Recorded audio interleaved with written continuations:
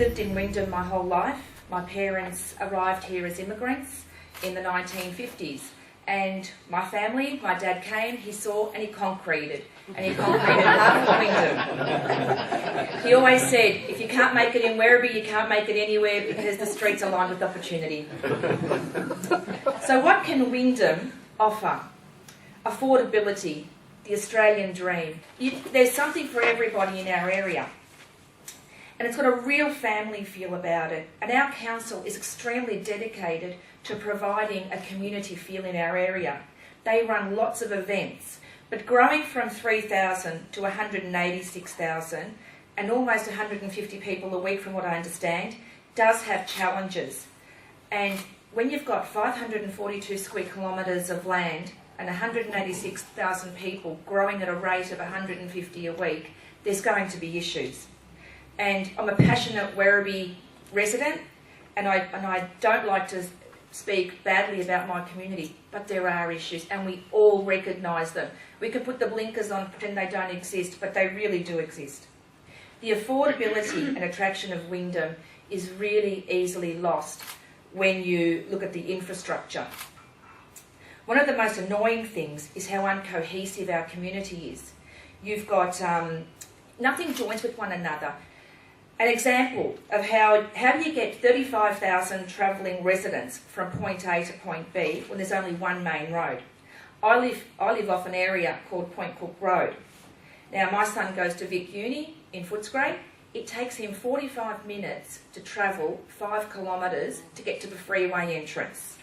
45 minutes of sitting in traffic. So I'll be looking in the next 12 months to move from my area into another area, because we just can't be doing that. We just can't be sitting for 45 minutes to an hour to travel 5 kilometres. And I'm actually moving my business closer to my residence, so it seems like a bit of a silly move, but living further away is going to actually take me less time to get to work.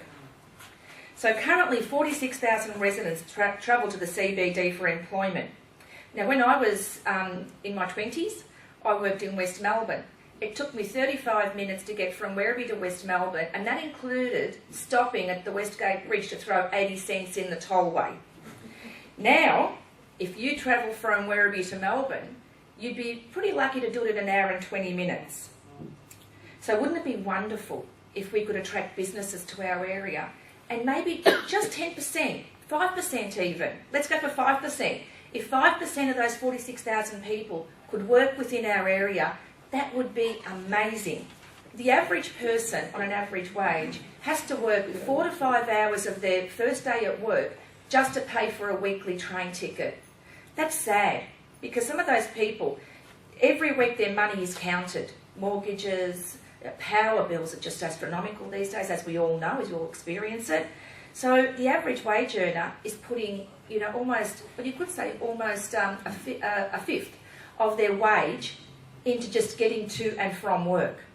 Can you imagine an apprentice? They're only earning a couple of $100 a week, and they've got to pay $70 for a weekly train ticket. Another community issue, a big one, is health. Try to get an appointment on the day you're actually sick to see a doctor. It's virtually impossible. You have to try to pre-arrange your sick days according to, I guess, the public holidays. I'm not really sure. But what's happening is we've got a beautiful, beautiful hospital. Fantastic. Understaffed, underfunded, and people are now using the hospital as a doctor's surgery. So it's not unusual to go there and wait 4 or 5 hours at the least to see a doctor. So, and it's not the hospital's fault. It's, we need to attract more doctors to the West. So maybe we need to just start with some little things and work our way up. I'm not really sure. So what would I change? As a business owner, I'd love to see some major investment into the area.